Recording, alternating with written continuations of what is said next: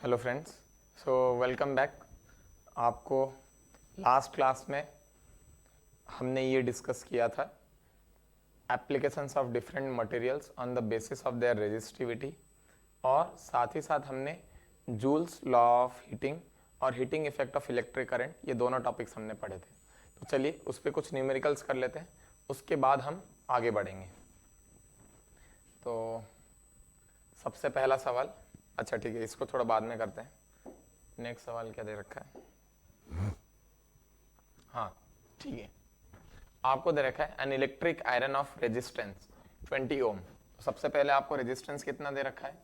Resistance is equal to 20 ohms and takes a current of 5 ampere, I is equal to 5 ampere, और time कितना दे रखा है? Calculate the heat developed in 30 second, 30 second. तो आपको heat निकालना है। हमारे पास आसान सा फॉर्मूला है, H is equal to I square R into T. Current मेरे पास है 5 एम्पियर, 5 का square, so 5 square multiplied by resistance that is equal to 20 multiplied by time. Time कितना दे रखा है? 30 सेकेंड्स। सो 5, सो ये हमारे पास कितना आ जाएगा? 30 सेकेंड्स। एनीवे इसका कोई वैसा भी यूज नहीं है। सो 25 into 20 multiplied by 30, so it comes out to be 150. 25 into 2 50, 50 into 3 150, 150 double 0 150 double 0 watts, sorry joules। Heat का हमेशा यूनिट क्या है? 15,000 joules, so that heat is equal to 15 kilo joules भी मैं लिख सकता हूँ। आपको जिस तरह से आंसर छोड़ना है आप अपने हिसाब से छोड़ सकते हैं, दोनों ही आंसर सही है। 15,000 जूल्स लिखिए या 15 किलो जूल्स लिखिए, ठीक है।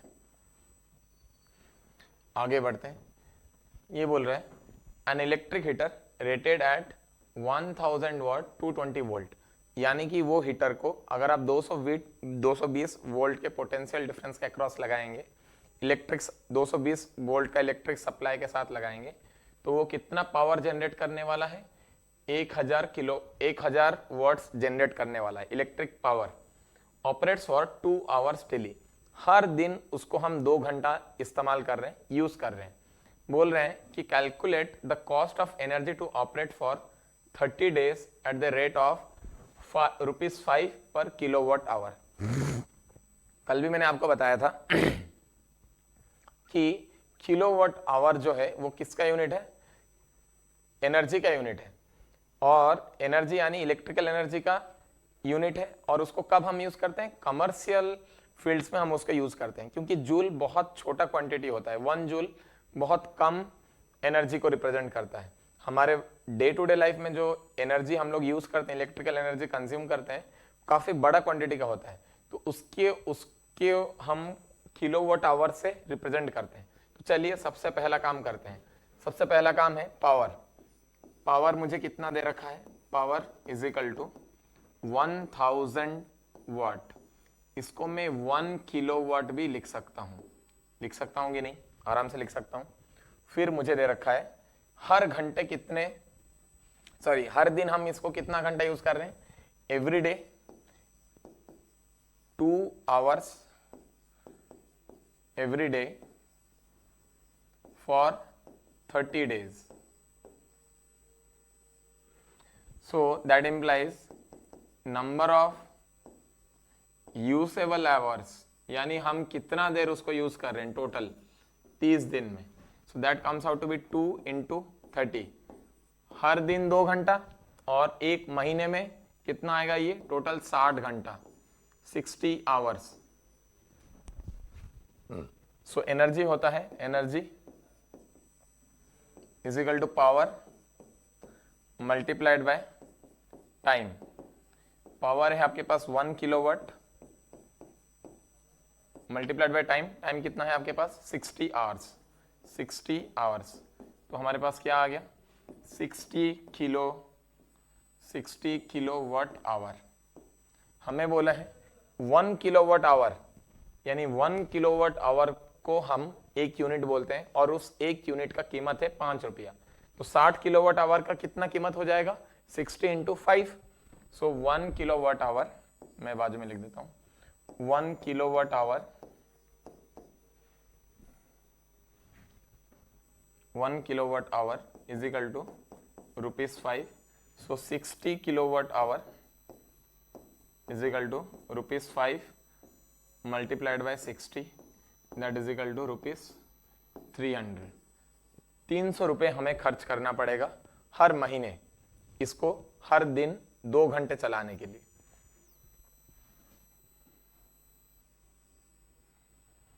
ठीक है, तो इसके पिछले वाला सवाल भी कर लेते हैं। ये बोल रहा है the electric kettle of 2 kilowatt. 2 kilowatt किसका यूनिट है? वॉट या किलोवाट पावर का यूनिट है। जब वॉट या किलोवाट के साथ आवर लग जाता है तो वो एनर्जी का यूनिट हो जाता है। सो 2 किलोवाट इसका पावर है और उसको हर दिन हम 2 घंटा यूज कर रहे हैं। Calculate the energy consumed in SI and commercial units. चलिए सबसे पहला काम करते हैं, ये अच्छा सवाल है। सबसे पहला काम पावर, पावर कितना है? पावर इज इक्वल टू, मैं व्हाइट पेन ले लेता हूं एक बार।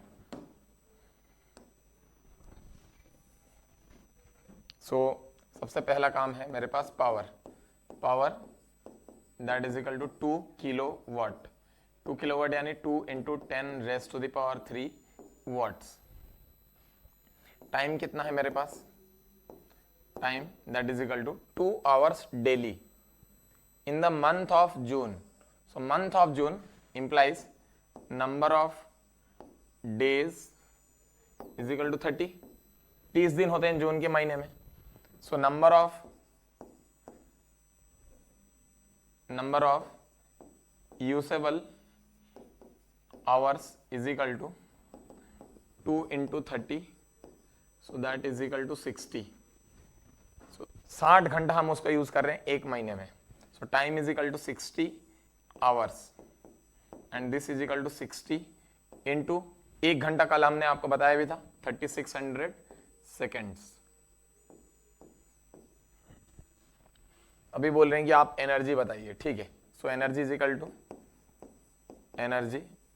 To power multiplied by time, so that is equal to 2 kilowatt into 60 hour. So it will come out to be 120, 60 into 2 120 kilowatt hour. ये किसका unit है? कमर्शियल यूनिट है। So this is the commercial unit, energy in commercial unit, commercial unit. अगर मुझे SI unit में चाहिए तो क्या करूंगा? In SI unit energy in SI unit will be, क्या हो जाएगा? 2 into 10 raise to the power 3 watt multiplied by 60 into 3600 seconds. Watt into second क्या हो जाता है? Joule. 2, so 2 into 6 that will be 12, 12 multiplied by 360। So 36 सबसे पहले मैं लिख देता हूं 36 हमारे पास आ जाएगा 2 into 6 12, 12 multiplied by 36, so it will come out to be 432, sorry 432। 12 into 36 432, 360 plus 72 432, और यहां पे हमारे पास 2 0 3 0 3 into 10 raise to the power 6 joules, या इसको मैं क्या बोल सकता हूं? 432 मेगा जूल्स। आपको जैसे एब्रीविएट करना है आप वैसे एब्रीविएट कर सकते हैं। मेरे ख्याल से कैलकुलेशन आप एक बार देख सकते हैं, सही है। लेकिन फिर बोल रहे हैं cost of running it in the month of June eight the rate of ₹3 per unit. हमें पता है 1 यूनिट यानी 1 किलोवाट आवर को हम 1 यूनिट बोलते हैं। 1 kilowatt hour 1 kilowatt hour is equal to 1 unit, and this 1 unit is equal to ₹3। 3 रुपया है। Is equal to 3 rupees. So हमारे पास 120 किलोवाट आवर है। 120 kilowatt hour is equal to 120 units and that is equal to ₹3 multiplied by 120 and this comes out to be 360 rupees. 360 रुपए हमारे खर्च होंगे। चलिए आगे बढ़ते हैं।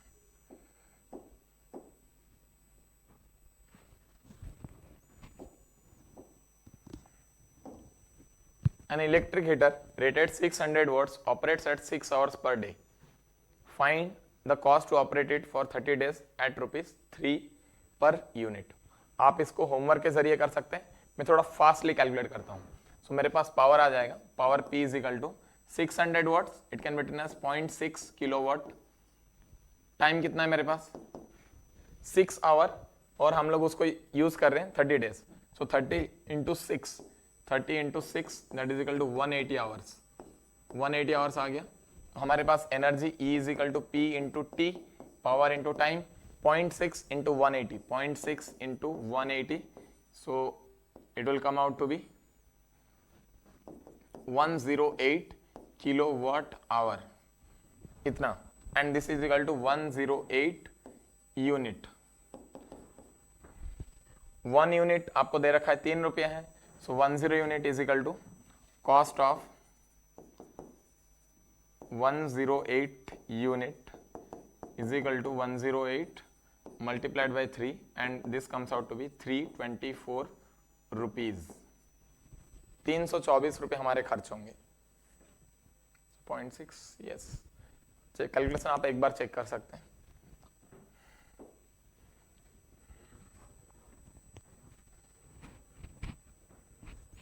हाँ ये अच्छा है, आपको बोला गया है the rating of an electric heater is 1100 watt at 220 volts.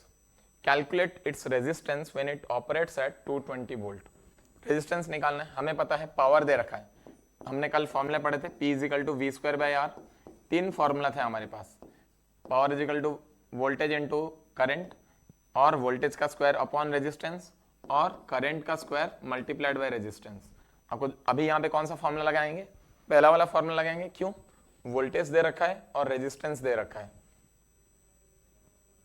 Sorry voltage दे रखा है, पावर दे रखा है, और हमें रेजिस्टेंस निकालना है। So power P is equal to 1100 that is equal to V का स्क्वायर 220 का square divided by resistance. So R कितना आ जाएगा मेरे पास 11, so R will be 220 multiplied by 220 divided by 1100। यहाँ से काटेंगे ये आएगा 5 से काटेंगे ये आएगा 44। So resistance is equal to 44 ohms. फिर बोल रहे हैं also calculate the energy consumed in kilowatt hour in the month of November if the heater is used daily for 4 hours. फिर से वही कहानी, बार बार घुमा फिरा के सेम ही चीज पूछता है। सो हमारे पास क्या है, power is equal to 1.1 kilowatt. आप देख सकते हैं 1.1 किलोवाट है, 1100 वाट यानी 1.1 किलोवाट। टाइम कितना है हमारे पास, टाइम हमारे पास कितना है, मंथ ऑफ नवंबर है यानी 30 दिन है। So 30 multiplied by 4 hours, daily 4 hours, हर दिन 4 घंटे यानी 120 hours. So energy is equal to power into time, P multiplied by T, PT power into time. So 1.1 multiplied by 120. So it comes out to be 132 kilowatt hour. So this is equal to 132 units. और मुझे बता रखा है 1 unit को, okay वो पूछा ही नहीं है, सो एनर्जी बस पूछा है। Energy is equal to 132 units और 132 किलोवाट आवर्स। ठीक है, चलिए आगे बढ़ते हैं।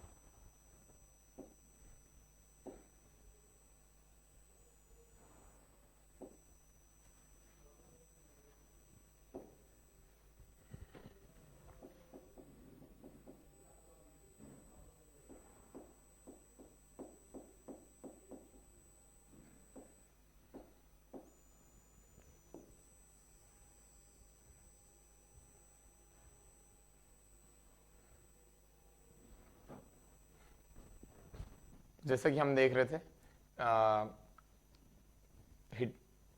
Heating effect of electric current, उसकी काफ़ी सारे न्यूमेरिकल्स हमने किए। तो आगे बढ़ते हैं। अभी हम जो हमारा लास्ट टॉपिक है वो देखते हैं, combination of resistors. The topic name is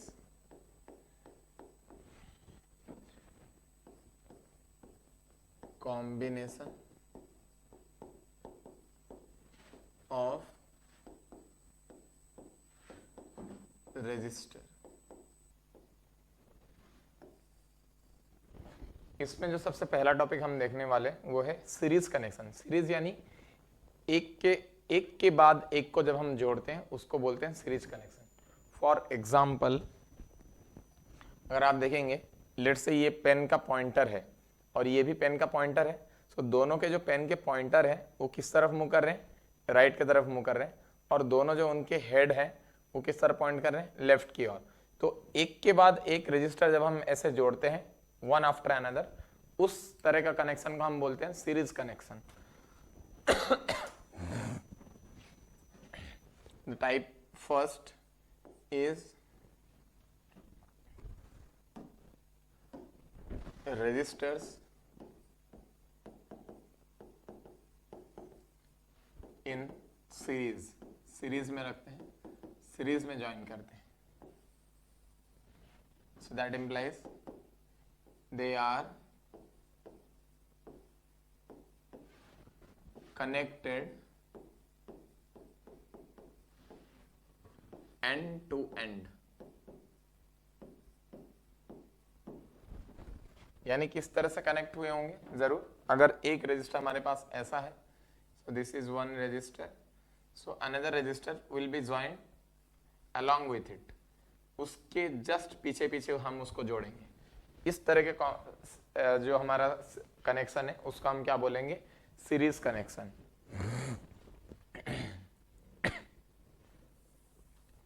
तो अभी same to same experimental setup है, जो भी रिजल्ट्स आएंगे उस रिजल्ट्स को लेके हम कुछ कंक्लूजन्स डिराइव करेंगे और इक्विवेलेंट रेजिस्टेंस का फॉर्मूला भी हम डिराइव करके उसको याद रखेंगे। लेकिन जो डेरिवेशन है वो एक्सपेरिमेंटल है। चलिए सुनते हैं क्या हो रहा है। सबसे पहले जिस तरह का हमारा ओम्स लॉ का सेटअप था उसी तरह का सेटअप है। आपके पास मान लीजिए हमारे पास 3 रेजिस्टर्स हैं, इस तरह से R1, R2 और R3। यहाँ पे मेरा एमीटर है, एमीटर को मैंने यहाँ पे मेरा स्विच है, स्विच के बाद मेरा बैटरी या सीरीज ऑफ सेल्स जो पूरे सर्किट में एनर्जी को फ्लो कराएगा यानी करंट को फ्लो कराएगा, और यहाँ पे हमारा सर्किट। इसके बाद हमने क्या किया, मान लीजिए जो हमारा बैटरी था, बैटरी के अक्रॉस पोटेंशियल डिफरेंस यानी बैटरी का जो पोटेंशियल डिफरेंस था वो था V। उसके बाद यहाँ पे लेट से हमारा करंट फ्लो कर रहा है I, यहाँ पे भी करंट उतना ही जाएगा, यहाँ पे भी करंट उतना ही जाएगा, यहाँ पे भी करंट उतना ही जाएगा। एमीटर यहाँ पे प्लस माइनस। सारे रजिस्टर के अक्रॉस हमने क्या कर रखा है, वोल्ट मीटर लगा रखा है। वोल्ट मीटर क्या रीड करेगा, वोल्टेज रीड करेगा। वैसे ही रजिस्टर 2 के सामने हमने वोल्ट मीटर 2 लगा रखा है, और R3 के सामने हमने वोल्ट मीटर 3 लगा रखा है। इस तरह से ये चलिए तो एक बार इरेजर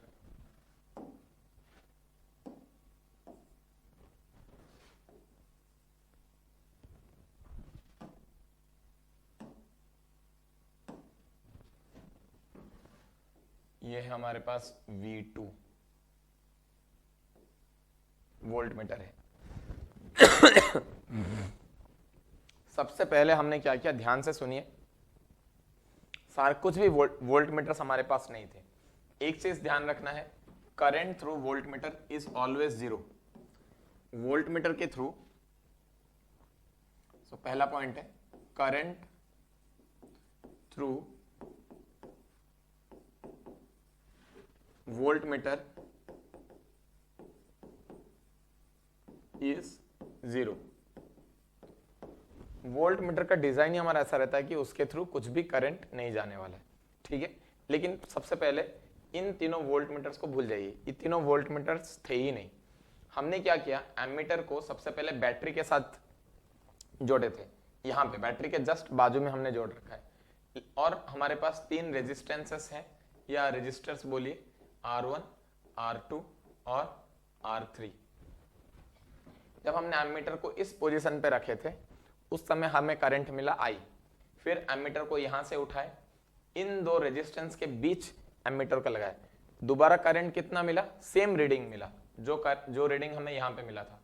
फिर एमीटर को मैं इस पोजीशन से उठा के यहां पे लगाया। लेट्स से सबसे पहले मैंने यहां पे लगाया, ये इस पोजीशन में, फिर मैंने यहां पे लगाया तो सेम ही रीडिंग मिला मुझे। फिर से एमीटर को उठा के मैंने यहां पे लगाया, यहां पे भी मुझे एमीटर का रीडिंग सेम मिला। फिर मैंने एमीटर को यहां पे लगाया, यहां पे भी मुझे एमीटर का रीडिंग सेम मिला। इसका मतलब पूरे सर्किट में मैं एमीटर को किसी भी पोजीशन में लगाऊं, एमीटर का रीडिंग सेम रहा है, यानी पूरे सर्किट में मेरा करंट सेम है। पूरे सर्किट में करंट का वैल्यू सेम है, यानी सेम करंट दौड़ रहा है हर जगह से। R1 रजिस्टर के थ्रू भी करंट I दौड़ा, R2 के थ्रू भी करंट I दौड़ा, R3 के थ्रू भी करंट I ही दौड़ा।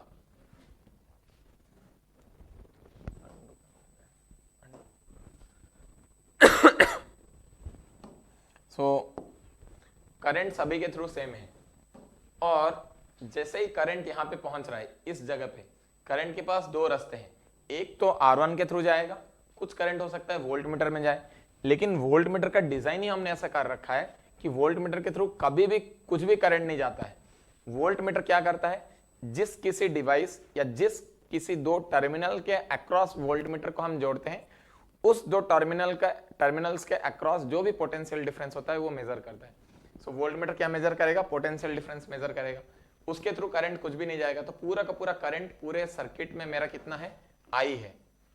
करंट का वैल्यू हर जगह सेम है और वो कितना है, I। इसके बाद हमें क्या मिला, हमें मिला कि V हमारा बैटरी का जो वोल्टेज है that is equal two volt meter 1 का reading V1 plus volt meter 2 का reading V2 plus volt meter 3 का reading V3। So this is from experiment.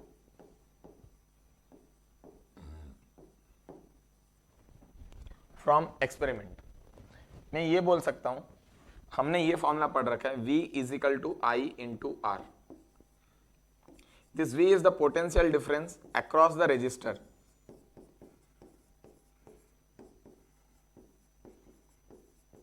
and I is the current through the resistor and R is the resistance। So ohms law से मैं ये बोल सकता हूं, V1 को मैं क्या लिख सकता हूं, V1 को लिख सकता हूं I मल्टीप्लाइड बाय R1। क्यों, करंट कितना जा रहा है, R1 के थ्रू I जा रहा है। करंट हर जगह सेम है, पूरे सर्किट में करंट सेम है। R1 में भी करंट I जा रहा है, R2 में भी करंट I जा रहा है, R3 में भी करंट I जा रहा है। मैं क्या लिखूंगा, V1 is equal to I multiplied by R1 plus V2 को क्या लिखूंगा, I multiplied bye R2 plus V3 को क्या लिखूंगा, I multiplied by R3 and that is equal to V। अगर मैं I को कॉमन निकाल लेता हूं तो ये क्या हो जाएगा, R1 plus R2 plus R3। अभी I को मैं नीचे ले आता हूं, so V by I is equal to R1 plus R2 plus R3। V by I यानी वोल्टेज डिवाइडेड बाय करंट, ये हमें क्या देगा, पूरा का पूरा सर्किट का सिंगल रेजिस्टेंस देगा। मान लीजिए इस 3 सर्किट, इन 3 रेजिस्टर के बदले हमारे पास कोई अगर ऐसा सर्किट होता तो हम बोलते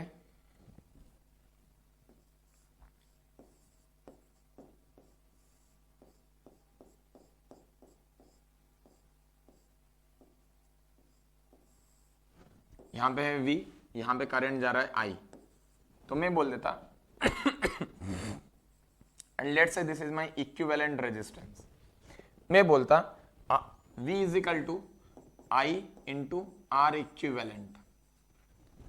उस तरह से मैं V बाई आई को क्या लिख दूंगा, R इक्विवेलेंट। अगर पूरे तीनों रजिस्टर को रिप्लेस करना है मुझे, 3 रजिस्टर के बदले मुझे सिर्फ और सिर्फ एक ही रजिस्टर को लगाना है और मुझे उतना ही करंट निकालना है बैटरी से, तो मैं जरूर बोल सकता हूं इन 3 रजिस्टर के बदले मैं एक सिंगल रजिस्टर को यूज करूंगा जिसका कि रेजिस्टेंस किसके बराबर होगा, R1 plus R2 plus R3। So this is my formula for equivalent resistance when resistors are connected in series। जब भी resistors series में connect होते हैं तो उनका equivalent resistance कितना आता है, individual resistances का sum, वो हो जाता है हमारा equivalent resistance।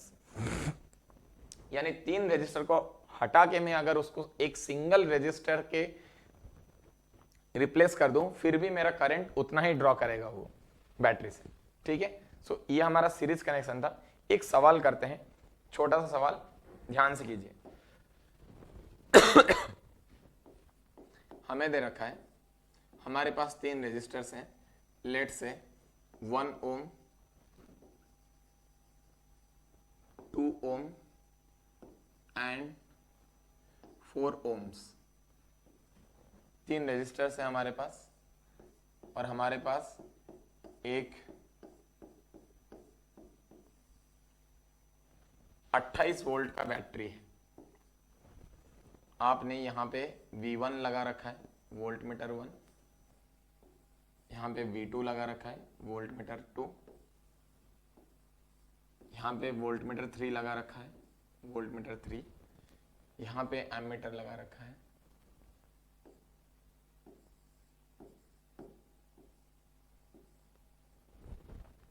सो आपको क्या क्या निकालना है ये सुनिए। सबसे पहले आपको निकालना है, so find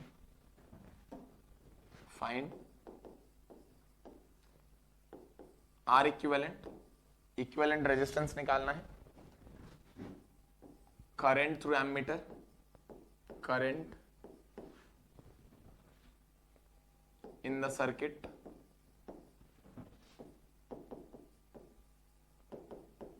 Son by ammeter, ammeter जितना करंट दिखा रहा है वो भी निकालना है। और क्या निकालना है आपको, V1 यानी वोल्ट मीटर 1 का रीडिंग निकालना है, रीडिंग्स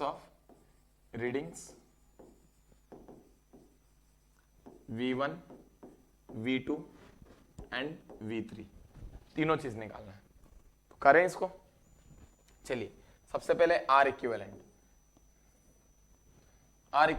इक्विवेलेंट रेजिस्टेंस का फॉर्मूला है मेरे पास, R equivalent is equal to R1 plus R2 plus R3। जब भी सीरीज में है हम उनका इंडिविजुअल समेशन करते हैं। R1 that is equal to 1 ohm plus R2 that is equal to 2 plus R3 कितना है 4। So R equivalent comes out to be 7 ohms. So this is my R equivalent. अब मुझे क्या निकालना है, current shown in the ammeter. So I is equal to V divided by R equivalent. So V है आपके पास 28 volts divided by R equivalent, वो है 7 ohms. So 28 by 7 comes out to be 4 amperes. अभी क्या निकालना है, readings shown in volt meter 1, volt meter 2 and volt meter 3। So V1 कितना आ जाएगा, V1 will be current through resistor 1 multiplied by the resistance of the first resistor. Current through the resistor, current is same everywhere, that is equal to 4 ampere multiplied by resistance is 1 ohm, so it comes out to be 4 volts. उसी तरह से V2 कितना आ जाएगा, 4 ampere multiplied by 2 ohms, that is equal to 8 volts, and V3 कितना आ जाएगा, 4 ampere multiplied by 4 ohms, that is equal to 16 volts। आप V1, V2, V3 का समेशन भी देख सकते हैं, कितना आएगा 28 वोल्ट्स आएगा। So V1 plus V2 plus V3 is equal to V, जो हमारा बैटरी का वोल्टेज है। आई होप ये सवाल आपको समझ में आया है। सीरीज में हमारा जो आर इक्विवेलेंट आता है in series connection,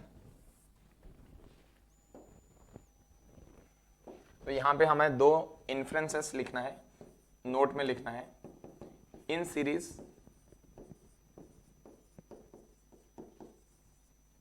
current through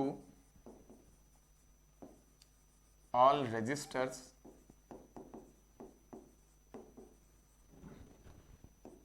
is same. सबसे पहला है ये चीज, सारे रेजिस्टर्स के अक्रॉस करंट सेम रहेगा और इक्विवेलेंट रेजिस्टेंस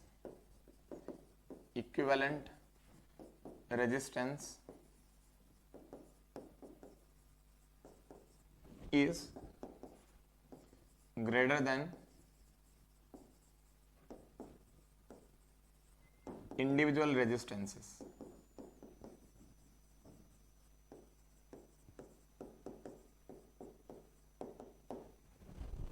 मतलब R इक्विवेलेंट क्या होगा, R1 plus R2 plus R3। सो R1 plus R2 plus R3 हमेशा R1 से भी बड़ा होगा, R2 से भी बड़ा होगा, R3 से भी बड़ा होगा। ठीक है, तो चलिए आगे बढ़ते हैं। जो हमारा नेक्स्ट है वो है पैरेलल कनेक्शन। बहुत ही इंपॉर्टेंट है, ध्यान से समझिए क्या हो रहा है।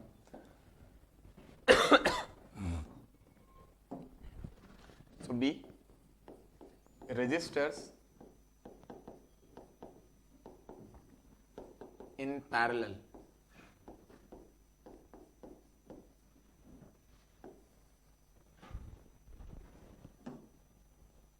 Same to same experimental setup है। जो भी हमारा एक्सपेरिमेंट से कंक्लूजन्स आएंगे उसके बेसिस पे हम कुछ फॉर्मूला डिराइव करेंगे और उस फॉर्मूला को हम याद भी रखेंगे। चलिए देखते हैं, सेम टू सेम कहानी। हमारे पास एक्सपेरिमेंटल सेटअप कैसा है अभी देखिए, यहां पे है हमारे पास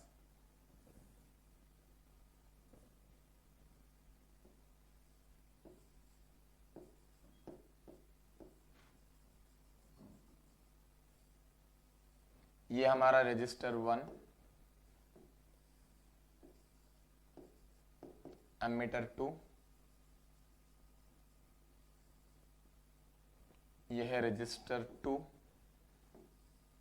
इसके नीचे है एमीटर 3 और रजिस्टर है R3।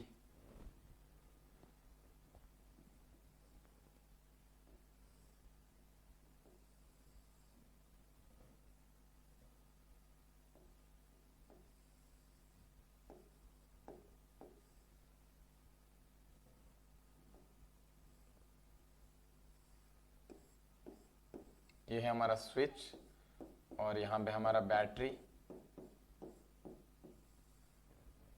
और बैटरी से हमने जोड़ रखा है हमारा सर्किट को।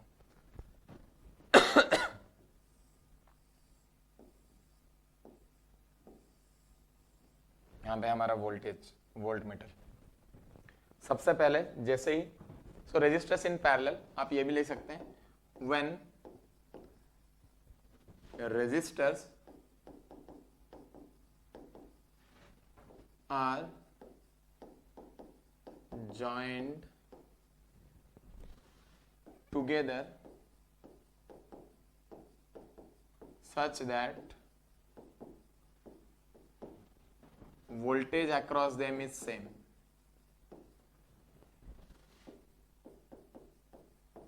Voltage across each resistor is same। सबसे पहले हमने एक ऐसा सेटअप लिया है, आप देखिए रेजिस्टर्स को हमने किस तरह से जोड़ा है, एक के ऊपर एक जोड़ा है हमने। मतलब इसका ये टर्मिनल को यहां पे जोड़ा है, इसका ये टर्मिनल को यहां पे जोड़ा है, वैसे ही बाकियों को। सबसे पहले हमने ये ऑब्जर्व किया कि जो वोल्टेज है यानी जो पोटेंशियल डिफरेंस है तीनों रेजिस्टर के अक्रॉस सेम है। क्यों? जितना भी हमारा ये कंडक्टिंग वायर्स होते हैं इनके रेजिस्टेंसेस को हम नेग्लेक्ट कर लेते हैं। आपको जहां पे भी ऐसे पतला सा लाइन दिखता है इन तारों का रेजिस्टेंस 0 होता है। अगर किसी का रेजिस्टेंस 0 है तो उसका पोटेंशियल डिफरेंस कितना आएगा? Current multiplied by resistance. Resistance 0 है तो कोई पोटेंशियल ड्रॉप नहीं आएगा। तो इसके वजह से हमारा पोटेंशियल डिफरेंस इन तारों में कुछ भी नहीं आता है। पूरा का पूरा जो पोटेंशियल डिफरेंस है हमारा बैटरी का जितना पोटेंशियल डिफरेंस है वोल्टेज V, वो हमारा रेजिस्टर के अक्रॉस भी सेम ही पोटेंशियल डिफरेंस V ही है। सो क्या हो रहा है, एक सेकेंड बस थोड़ा सा।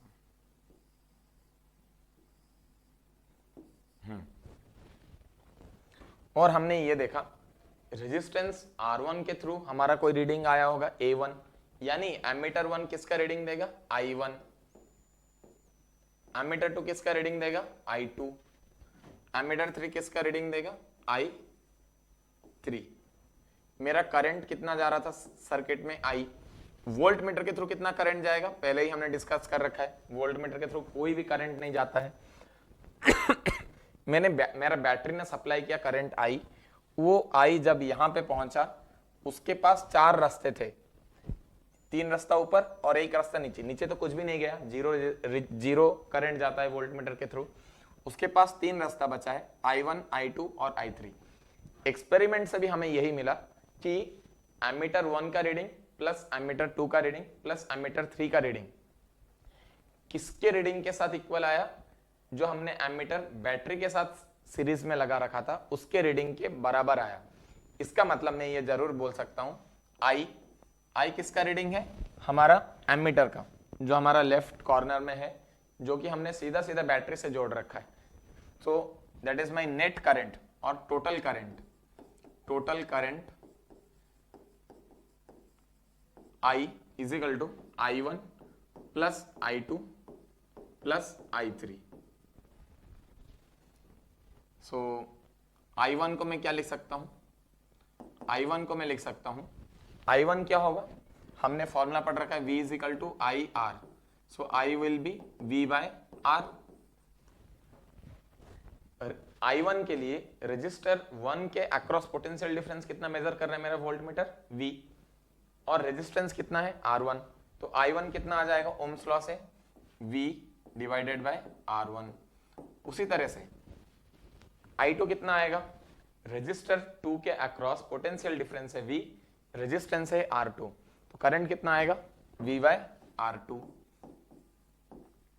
प्लस I3, रजिस्टर 3 के अक्रॉस कितना करंट जा रहा है, potential difference across the resistor 3 is V और रेजिस्टेंस कितना है R3, तो करंट कितना आ जाएगा V by R3 and that is equal to my I। इस पूरा सर्किट को अगर मैं इस तीनों रजिस्टर को अगर मैं एक ही रजिस्टर के साथ रिप्लेस करना चाहता हूं, यानी इन तीनों के बदले में सिर्फ एक ही रजिस्टर यूज करना चाहता हूं, तो मेरा सर्किट कुछ इस तरह से बनेगा। यहां पे मेरा एमीटर A, यहां पे मेरा बैटरी,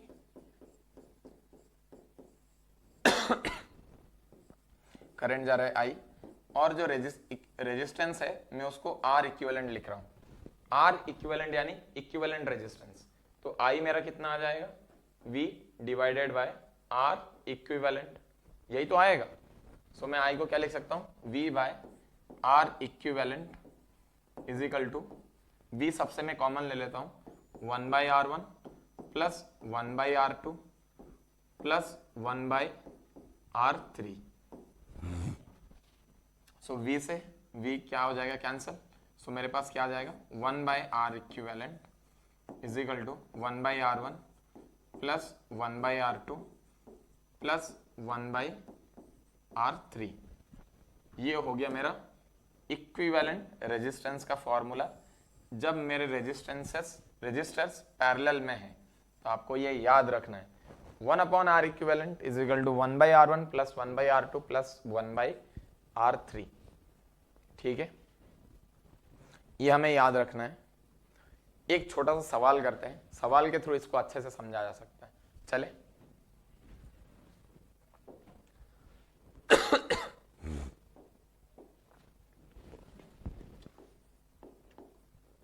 सवाल है, आपके पास सेम टू सेम सेटअप है जो हमने बताया था,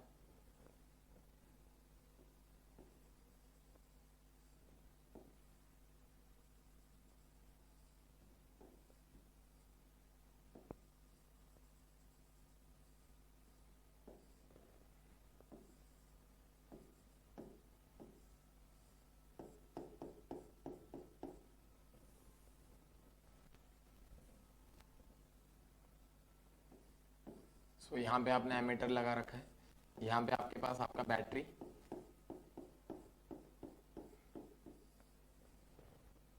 यहाँ पे मान लीजिए आपका स्विच है,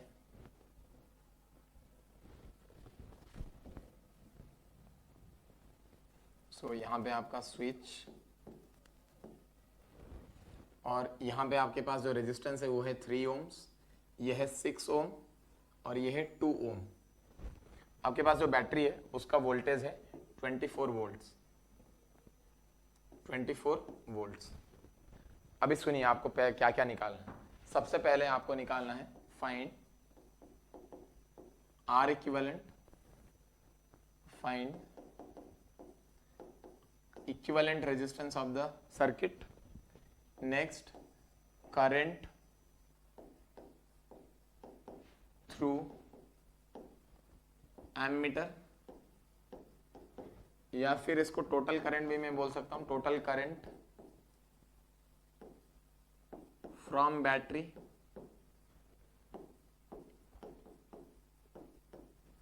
और निकालना है। लेट से यहां से करंट I1 जा रहा है, यहां से करंट I2 जा रहा है, यहां से करंट I3 जा रहा है। आपको इंडिविजुअली भी निकालना है, I1 I2 I3 का वैल्यूज इंडिविजुअली भी निकालने हैं। चलिए करते हैं। सबसे पहले आर इक्विवेलेंट मुझे पता है 1/R equivalent is equal to 1/R1 plus 1/R2 plus 1/R3। So 1/R equivalent is equal to 1/R1 1/3 plus 1/6 plus 1/2। So that is equal to 6 हमारा एलसीएम आ जाएगा, ऊपर 2 1 3, so that is equal to 6/6, that is equal to 1/R equivalent. So R equivalent comes out to be 1 ohm. R equivalent कितना आ गया 1 ohm. So total current I total will be, that will be shown by ammeter A. I total will be V divided by R equivalent. V है मेरे पास 24 volts divided by R equivalent मेरे पास आया 1 ohm. So current comes out to be 24 ampere. Total current drawn from battery is 24 ampere. अभी हमें क्या निकालना है, I1, I2 और I3. So I1 का वैल्यू कितना हो जाएगा, I1 का वैल्यू हो जाएगा V upon R1. So that is equal to 24 divided by 3. That is equal to 8 ampere. I2 is equal to V by R2. And that is equal to 24 by 6, so that is equal to 4 ampere. And I3 is equal to V by R3, that is equal to 24 divided by 2, that is equal to 12 ampere. इन तीनों का summation करेंगे, 12 plus 4 16 plus 8 24 ampere. आप देख भी सकते हैं I1 plus I2 plus I3 I total के बराबर ही आ रहा है। इस पैरेलल कनेक्शन के बारे में मुझे आपको कुछ चीज बताना है, शॉर्ट ट्रिक्स बताने हैं। चलिए आगे उस पे हम ध्यान देते हैं। कहीं पे आपको मान लीजिए दो रेजिस्टेंसेस दे रखे हैं, लेट से ये आपका R1 है, ये आपका R2 है, और आपको बोला है A और B पॉइंट के बीच में आपको इक्विवेलेंट रेजिस्टेंस निकालना है। मुझे पता है 1/R equivalent is equal to 1/R1 plus 1/R2। अगर मैं एलसीएम लेता हूं, ये क्या आ जाएगा, नीचे R1 R2 आ जाएगा, ऊपर क्या आएगा R1 प्लस R2। सो मैं जरूर लिख सकता हूं R equivalent is equal to R1 R2 by R1 plus R2। ये फॉर्मूला आप याद रख सकते हैं, जब भी दो रेजिस्टर्स दे रखा है हम सीधा सीधा ये फॉर्मूला यूज कर सकते हैं। सो याद रख सकते हैं, जल्दी हमारा काम बन जाएगा। उसी तरह से अगर कहीं पे हमें तीन रजिस्टर दे रखा है, लेट से R1,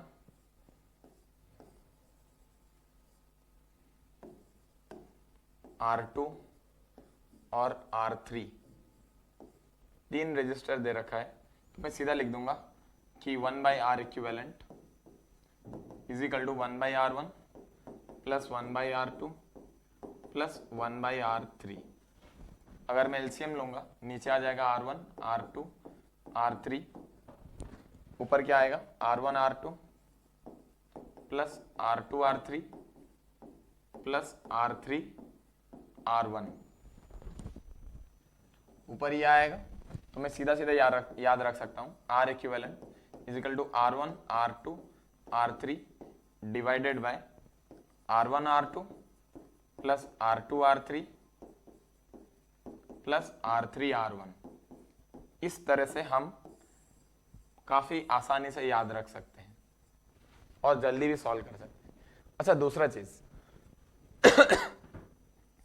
हमने ये पढ़े, जब भी पैरेलल कनेक्शन होता है वोल्टेज सेम रहता है, इन दोनों के अक्रॉस वोल्टेज कितना रहेगा, सेम रहेगा V, दोनों रेजिस्टर के अक्रॉस वोल्टेज सेम रहेगा।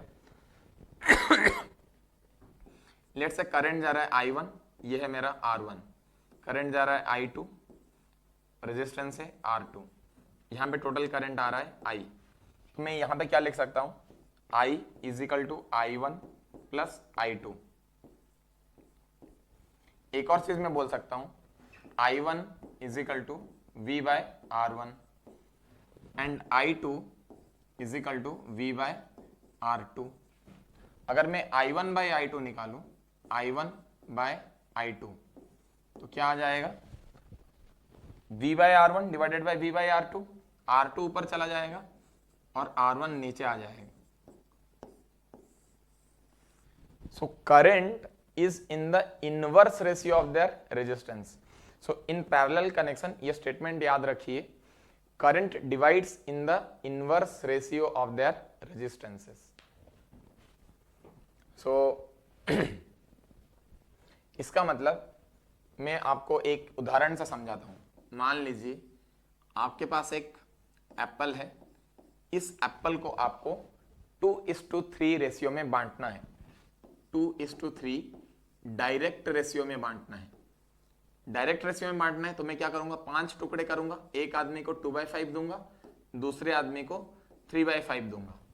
अगर मैं बोल दूं इनवर्स रेशियो में बांटना है तो आप पहले आदमी को कितना देंगे, सो दिस इज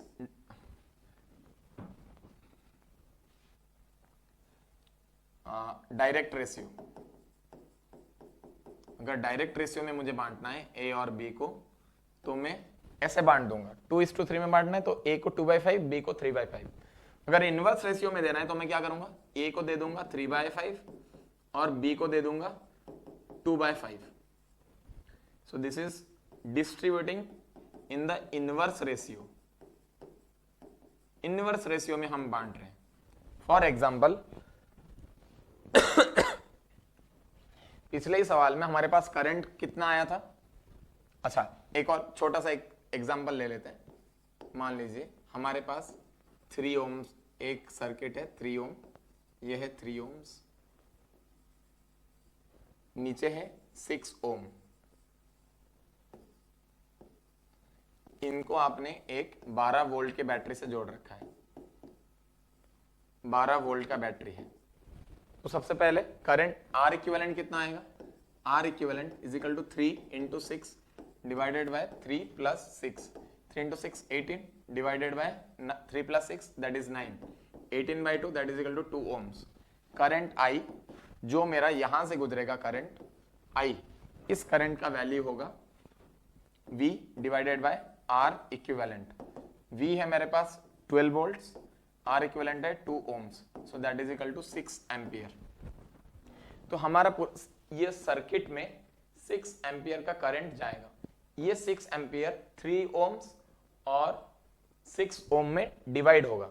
किस रेशियो में डिवाइड होगा, याद कर रखिए, हमने याद कर रखा है I1 मान लेते हैं इसके थ्रू करंट जाता है I1, इसके थ्रू करंट जाता है I2। हमने याद कर रखा है I1 divided by I2 is equal to R2 by R1। So I1 by I2 क्या आ जाएगा, 6/3 that is equal to 2। So I1 is to I2 is equal to 2:1, 2:1 ratio में बढ़ रहा है। देखिए रेजिस्टेंस का रेशियो क्या है 1:2, 3:6 यानी 1:2। करंट का रेशियो क्या आ रहा है 2:1। So current divides in the inverse ratio of the resistance. मेरे पास टोटल करंट कितना है 6 एम्पियर।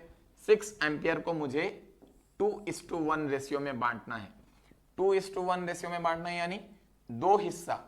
सो 2 हिस्सा के लिए मैं क्या करूंगा, इसके 3 टुकड़े करूंगा 6/3। So that is multiplied by 2, that is equal to 4 ampere. ये क्या हो जाएगा मेरा I1। I2 कितना हो जाएगा, I2 कितना हो जाएगा, 6 को 3 हिस्सों में मैं टुकड़ा करूंगा, 3 टुकड़े करूंगा 6/3 मल्टीप्लाइड बाय 1 हिस्सा दूंगा मैं I2 को, that is equal to 2 ampere. सीधा सीधा हम ऐसा भी कर सकते हैं। सो पूरा ये सिखाने का मेरा मुद्दा यही था, current divides in the inverse ratio of the resistance. उसी तरह से सीरीज कनेक्शन में आप याद कीजिए V1 आया था I इंटू R1, V2 आया था I into R2। So V1 by V2 क्या हो जाएगा मेरा I R1 by R2, that is equal to R1 by R2। So V1 by V2 is equal to R1 by R2। So voltage is dividing itself in the direct ratio of the resistance. Direct ratio of the resistance में divide कर रहे हैं। So एक example ले लेता हूं इसके लिए भी। मान लीजिए हमारे पास ऐसा सर्किट है, ये है 3 ohms और यहां पे हमारे पास लेट्स से 5 ohm। इसको आपने एक 16 वोल्ट का बैटरी से जोड़ रखे हैं। सो पहले से ही पता है आर इक्विवेलेंट मेरे पास कितना आ जाएगा 3 + 5 that is equal to 8 ohms। I कितना आ जाएगा V by R equivalent that is equal to 16/8 that is equal to 2 ampere. अब देखिए 16 वोल्ट का बैटरी है, हाँ मुझे पता है करंट तो सभी के थ्रू सेम है। इस 16 वोल्ट का पोटेंशियल डिफरेंस R1 और R2 में बटेगा। किस रेशियो में बटेगा, रेजिस्टेंस के डायरेक्ट रेशियो में बटेगा। यानी रेजिस्टेंस किस रेशियो में है R1 इस टू R2 किस रेशियो में है मेरा 3:5। सो V1 इस टू V2 किस रेशियो में बटेगा 3:5। सो V1 कितना हो जाएगा मेरे पास, V1 will B, total voltage मेरे पास था 16 डिवाइडेड बाय 3 + 5, 8 टुकड़े करने पड़ेंगे डिवाइडेड बाय 8 मल्टीप्लाइड बाय 3, तो कितने आ जाएगा ये 6 वोल्ट्स। उसी तरह से V2 कितना आ जाएगा मेरा, V2 is equal to 16/8 multiplied by 5, कितना आ जाएगा 10 वोल्ट्स। हम अगर यहां से भी कैलकुलेट करेंगे उतना ही आएगा, I into R1 is equal to V1 and I into R1 comes out to be 2 multiplied by 3, so that is equal to 6 volts। उसी तरह से अगर मुझे V2 निकालना है, V2 will be I multiplied by R2, so 2 into 5 that is equal to 10 volts।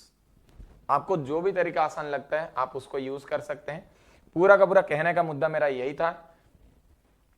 चलिए मैं उसको लिखा देता हूं, मैं इसको लिखा देता हूं एक बार, आप एक बार इसको लिख लीजिए फिर मैं बाकी लिखता हूं।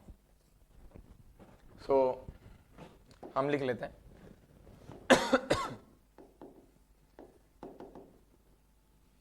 सबसे पहले in series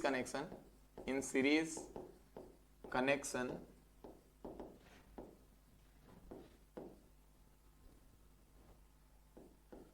voltage across resistors is in the direct ratio of their resistances।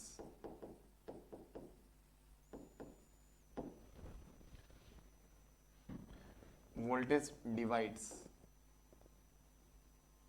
divides. Similarly, in parallel connection,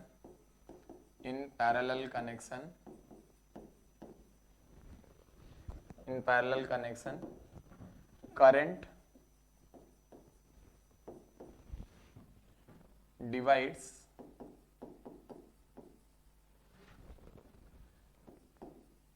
through the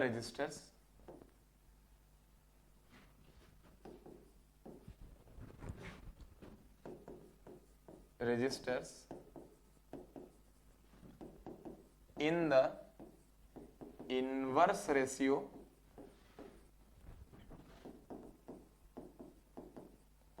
of their resistances.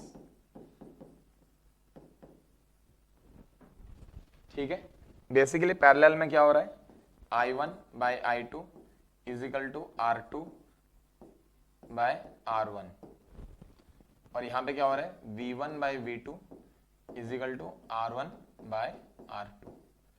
ये चीज हमें ध्यान में रखना है और सवाल भी करना है.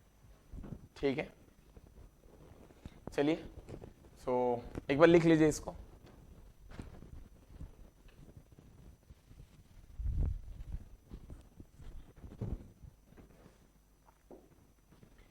एक छोटा सा एक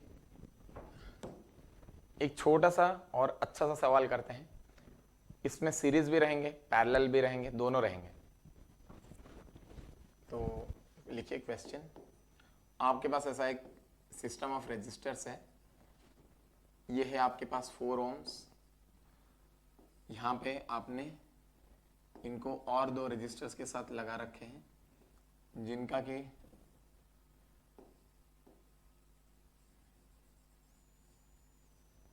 ये है आपके पास 10 ohm और ये है आपके पास 15 ohms. इन सबको आपने ऐसे एक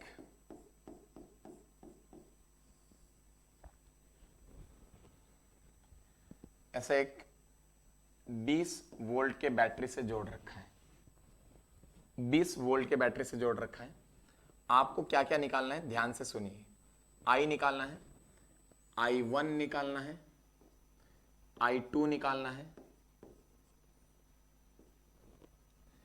यहां पे आपने वोल्ट मीटर लगा रखा है, लेट से V1 है, V1 निकालना है. इसके अक्रॉस दूसरा वोल्ट मीटर लगा रखा है V2, V2 भी निकालना है. तो आपको क्या क्या निकालना है, फाइंड.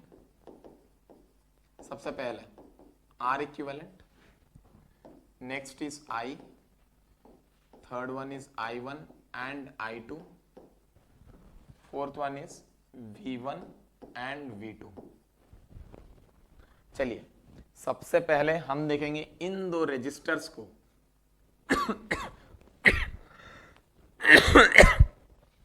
अच्छा, V1 V2 हमारा क्या है, वोल्ट मीटर्स है. सो V1 और V2 हमारे वोल्ट मीटर है. ये दोनों रेजिस्टर्स कैसे कनेक्टेड है, पैरेलल में कनेक्टेड है. सो पहले हम इन दोनों का रेजिस्टेंसेस का इक्विवेलेंट रेजिस्टेंस निकालेंगे. सो इन दो रेजिस्टर्स का इक्विवेलेंट रेजिस्टेंस आ जाएगा R इक्विवेलेंट डैश लिखता हूं मैं, let's say R equivalent dash is equal to 10 into 15 divided by 10 plus 15. So क्या आ जाएगा ये 150 divided by 25, so that is equal to 6 ohms. R equivalent of the entire circuit. अब इन 2 resistances को मैं एकलौता रेजिस्टर से रिप्लेस कर सकता हूं. ये है 4 ohms और ये है मेरे पास 6 ohms. मेरा सर्किट अभी कन्वर्ट हो गया इस तरह से. सर्किट कैसे कन्वर्ट हो गया, इस तरह से मेरे पास सर्किट आ गया. अभी ये मेरे पास 20 वोल्ट्स है. So R equivalent is equal to 4 ohms plus 6 ohms, so that is equal to 10 ohms. 10 ohm आ गया. अभी I मेरे पास आसानी से आ जाएगा, I is equal to V by R equivalent. V है मेरे पास 20 volts, so 20 volts divided by 10 ohm, that is equal to 2 ampere. So मैंने R इक्विवेलेंट निकाल दिया, I भी निकाल दिया. I1 और I2 निकालने से पहले बुद्धिमानी यही कहता है कि पहले मुझे V1 निकाल लेना चाहिए, V1 V2। क्यों? अगर मैं V1 निकाल लूंगा तो V2 निकाल लूंगा, एक बार V2 आ जाता है तो I1 और I2 आसानी से आ सकता है। तो चलिए हम पहले V1 निकालते हैं। So V1 is equal to I multiplied by R1। I है मेरे पास 2 ampere multiplied by 4 ohms, so that is equal to 8 volts। V2 कितना आ जाएगा? I multiplied by R equivalent dash, that is equal to 2 ampere multiplied by 6 ohms, so that is equal to 12 volts। आप इसका मतलब आपने इन दोनों resistors को 12 volt के पोटेंशियल डिफरेंस में रखा है, तो उनके थ्रू करंट कितना होगा? So I1 will be V1 divided by R1। V1 by R1 कितना आएगा? 8 sorry extremely sorry, will be V2 by R1। V2 इन्हीं के अक्रॉस पोटेंशियल डिफरेंस है, डिवाइडेड बाय R1। V2 कितना दे रखा है आपको? 12 वोल्ट्स, डिवाइडेड बाय R1 दे रखा है आपको 10, so that is equal to 1.2 ampere. I2 कितना आएगा? V2 divided by R2। V2 मेरे पास कितना है? 12 volts divided bye 15 ohms, so that is equal to 4 by 5 0.8 ampere. आप देख सकते हैं 1.2 एम्पियर प्लस 0.8 एम्पियर 2 एम्पियर के इक्वल है। So I1 plus I2 is equal to I, मुझे पहले से ही पता था, I is equal to I1 plus I2। Similarly I can say V is equal to V1 plus V2। So I hope ये सवाल आपको समझ में आया है। पूरे चैप्टर का अगर आप सीरीज पैरेलल कॉम्बिनेशन को समझना चाहते हैं, ये एक सवाल अच्छे से समझिए, इससे आपके सारे कॉन्सेप्ट्स क्लियर हो जाएंगे। एक बार नोट डाउन कर लीजिए, ठीक है। सो आज के लिए बस हम यहीं पे एंड करते हैं। नेक्स्ट क्लास में हम लोग कुछ और सवाल करेंगे, मिसलेनियस प्रॉब्लम्स, जो कि हर टॉपिक से रिलेटेड हो सकता है। कुछ एनसीईआरटी के सवाल भी करेंगे और हमारे प्रीवियस ईयर क्वेश्चंस कैसे आए थे उसको भी थोड़ा डिस्कस करेंगे। So thank you very much for the today.